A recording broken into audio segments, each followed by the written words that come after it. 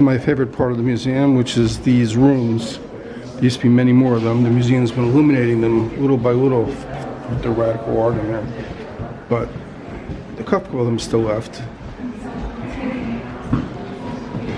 The best one is the Moors room, which I don't know if it's even still here.